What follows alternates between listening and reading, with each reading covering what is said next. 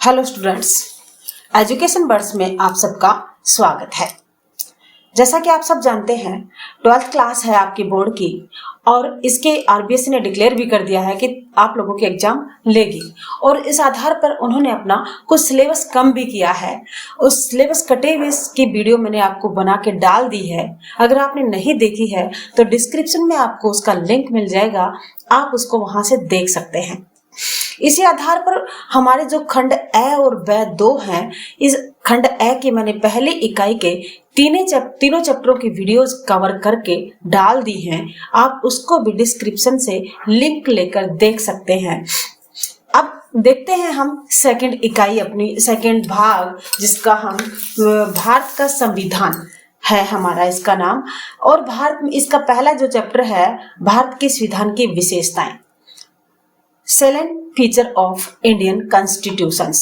हम जानते हैं ना कि भारत का संविधान जो है विश्व का सबसे बड़ा संविधान है और सबसे अनोखा संविधान है, जिसकी बहुत सारी विशेषताएं हैं। क्योंकि 1947 में जब हम स्वतंत्र हुए, हमारे जो नामची नेता थे, समझदार नेता थे, उन्होंने देखा कि हम अपने देश के शासन को कैसे चला सकते हैं। उसके लिए हमें एक कानून बनाने हैं और उसको लिखना है, लिपिबद्ध करना है। तो उसको जब लिपिबद्ध किया गया तो वो क्या कहलाया?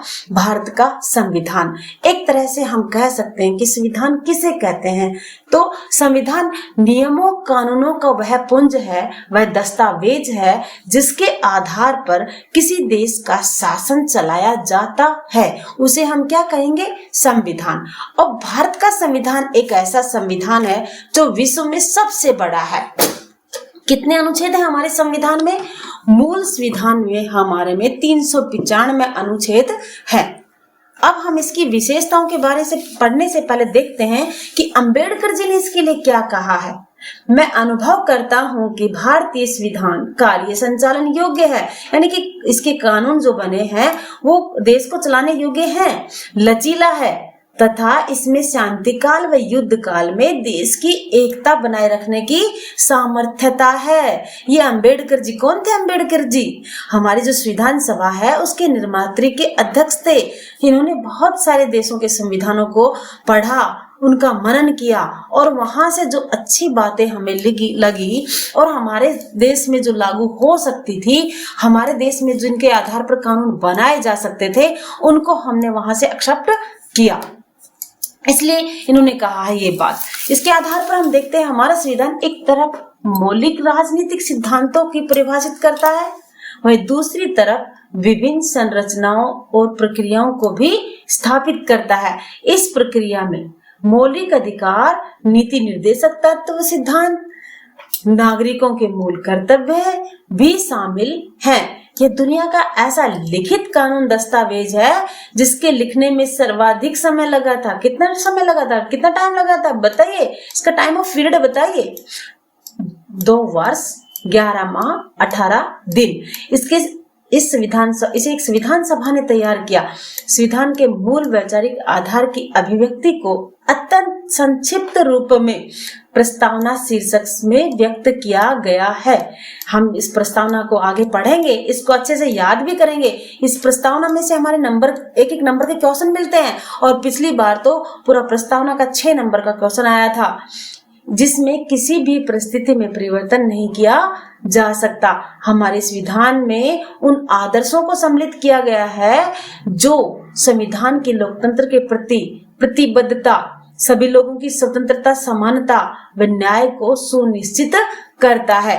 भारतीय संविधान की विशेषताएं मूलतः इसकी प्रस्तावना में व्याख्यातित सिद्धांतों व आदर्शों का विस्तारित है। यानी कि भारतीय संविधान की जो प्रस्तावना है वो हमारे संविधान का एक तरह से शॉर्ट रूप है। अब देखते हैं हम भारतीय संविधान की विशेषताएं। Salient feature of Indian constitutions, यानी कि संपूर्ण, पहली विशेषताएं देखना इसमें, संपूर्ण प्रभुत्व संपन्न संविधान। ठीक है, अब देखें प्रभुत्व क्या होता है, संपूर्ण प्रभुत्व क्या होता है। सबसे बड़ी बात तो हमारे सामने यही है, भारत का संविधान लोकप्रिय संप्रभुता आधारित है, अर्थात यह भारतीय जनता द्वारा निर्मित है। इस विधान द्वारा हम अंतिम शक्ति किसको प्रदान करते हैं? भारतीय जनता को। जैसे कि हमने प्रस्तावना में पढ़ा ना, हम भारत के लोग, संविधान की प्रस्तावना में कहा गया है हम भारत के लोग इस संविधान को अंगीकृत, अधिनियमित व आत्मार्पित करते हैं। यानी कि भारतीय जनता ही इसकी निर्मात्री है। स्वयं जनता की इच्छा से इसे स्वीकार किया गया है, इसे किसी सत्ता या थोपा नहीं गया। अब संप्रभुता यानी कि सारी जो पूर्ण प्रभु सत्ता है वो किसके पास है? जनता के पास। सेकंड हमारी इसकी विशेषता है प्रस्तावना, प्रेम्बल। देखो इसकी, भारतीय संविधान के मौलिक उद्देश्यों व लक्ष्यों को संविधान की प्रस्तावना में दर्शाया गया है। Doctor KM. मुंशी ने इसे संविधान की राजनीतिक कुंडली कहा है। एक नंबर का प्रश्न है ये। Doctor KM. मुंशी ने संविधान को क्या कहा? राजनीतिक कुंडली। इसके महत्व को देखते हुए इसे संविधान की आत्मा भी कहा है। क्या कहा? आत्मा। प्रस्तावना की शुरुआत में हम भारत के लोग से अभिप्राय क्या हुआ? अंतिम प्रभु सत्ता, यानी कि अंतिम सत्ता किसके पास है? भारतीय जनता के पास है। तीसरी जो हमारी विशेषता है, विश्व का सबसे विशाल संविधान।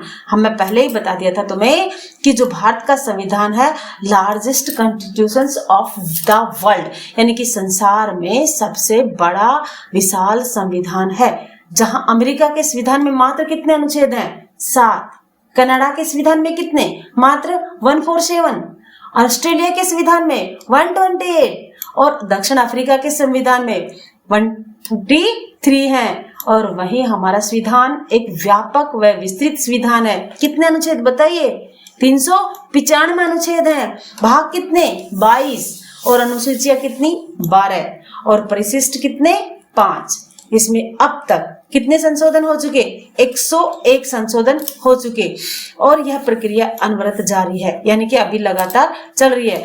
इस कारण भी इसका स्वरूप विशाल होता जाता है। 101 संविधान संशोधन इसमें दिखाए गए हैं, बाकी और भी संशोधन हो चुके हैं। हमारा संविधान संघात्मक है। इसमें संघ व राज्यों के बीच, संघात्मक समझते हैं ना, संघात्मक यानी कि एक संघ जो कई राज्यों से मिलकर के बना है, उसने अपनी शक्तियों को एकत्रित न रख के, एक केंद्रीकरण न रख के शक्तियों को राज्यों में बांट दिया है। इसमें संघ व राज्यों के बीच संबंधों का बहुत व्यापक वर्णन किया गया है। संविधान के इस एक अध्याय में तो राज्य के नीति निर्देशक सिद्धांतों का ही उल्लेख है, जो अधिकांश देशों के संविधान में नहीं है। नीति निर्देशक तत्व हम देखेंगे आगे। संविधान इस बार तो हमारा इस चैप्टर को काट दिया गया है। संविधान की इसी विशालता को लेकर हरि विष्णु कामत, अंडरलाइन करना इसको, हरि विष्णु कामत क्या कहा उन्होंने? हमें इस बात का गर्व है कि हमारा संविधान विश्व का विशाल संविधान है। आप लोगों को भी गर्व है ना कि भारत जो है विश्व का सबसे बड़ा लोकतांत्रिक देश है, क्योंकि जब अंग्रेज यहाँ से गए थे उन्होंने मजाक उड़ाया था हमारा कि क्या भारत का संविधान जो है इतना बड़ा ये लोकतंत्र है कि ये टिक पाएगा? नहीं टिक पाएगा। लेकिन देखो हमारा संविधान आज भी वैसा ही है और उसमें सुधार होते रहते हैं और इसका बदलाव भी, परिवर्तन भी होता रहता है, लेकिन समाप्त नहीं हुआ है। संविधान का 101वां संविधान संशोधन जो है किस पर था? जीएसटी पर, वस्तु व सेवा कर से संबंधित था, जिसे राष्ट्रपति जी ने कब?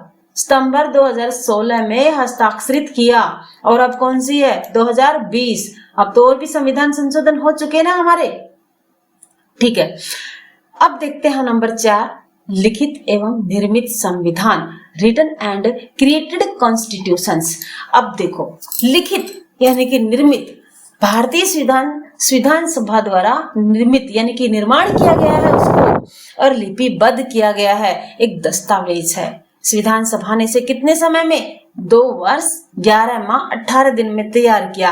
विस्तृत संविधान होने के बावजूद, यानी कि बहुत बड़े संविधान होने के बावजूद, इसे देश की परिस्थितियों व समस्याओं, आवश्यकताओं को दृष्टिगत रखते हुए उसमें संशोधन की व्यवस्था की गई। यानी कि अब तक जो 101 संविधान संशोधन हो चुके हैं, इसकी प्रक्रिया पहले से ही संविधान में डली हुई है कि जब भी प्रकृति ऐसी हो, परिस्थितियां ऐसी हो, इसमें बदलाव किया जा सके। अगला पॉइंट हमारा है संसदीय शासन व्यवस्था। अभी देखते हैं इसमें अंबेडकर जी की परिभाषा। अंबेडकर जी क्या कहते हैं? संसदात्मक प्रणाली में शासन के उत्तरदायित्व का मूल्यांकन एक निश्चित समय बाद तो होता ही है, इसके साथ साथ दिन प्रतिदिन भी होता रहता है। इस प्रणाली में कार्यपालिका व्यवस्थापिका के प्रति सामूहिक रूप से उत्तरदायी होती है।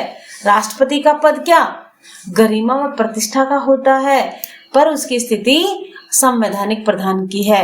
हम जानते हैं संसदात्मक शासन प्रणाली क्या होती है। संसद है हमारे यहाँ, संसद में कितने सदन बताइए? 2 सदन। कौन कौन से? लोकसभा और राज्यसभा। वास्तविक शक्तियां मंत्रिमंडल के द्वारा प्रयोग की जाती हैं। हम देखते हैं कि जो लोकसभा सदन है वो संसद का निम्न सदन है और उसको डायरेक्ट जनता के द्वारा वो चुना जाता है और इसमें से ही हमारा क्या बनता है? एक मंत्रिमंडल बनता है। और संसद का विश्वास जब मंत्रिमंडल खो देता है तो उसको क्या करना पड़ता है? त्याग पत्र देना पड़ता है। इस व्यवस्था से प्रधानमंत्री ही मंत्रिमंडल का कौन करता है? नेतृत्व करता है। भारत में संसदीय व्यवस्था को केंद्र से के साथ राज्यों में भी अपनाया गया है।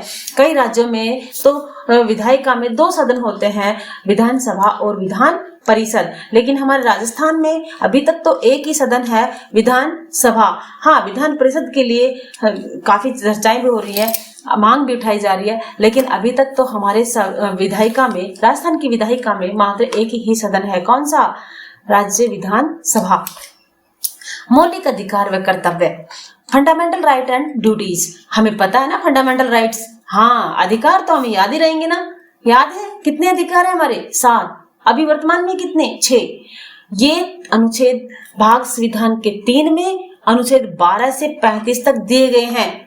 संविधान निर्माता ने 7 मौलिक अधिकार दिए थे देश के नागरिकों को। समता का अधिकार, स्वतंत्रता का अधिकार, शोषण के विरुद्ध अधिकार, धार्मिक स्वतंत्रता का अधिकार और संस्कृति व शिक्षा संबंधी अधिकार, संवैधानिक उपचारों का अधिकार, संपत्ति का अधिकार।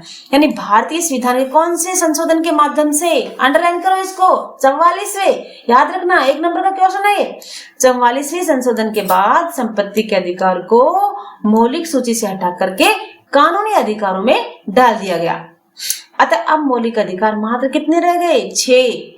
इन मूल अधिकारों को हनन होने पर न्यायालय की शरण हम ले सकते हैं।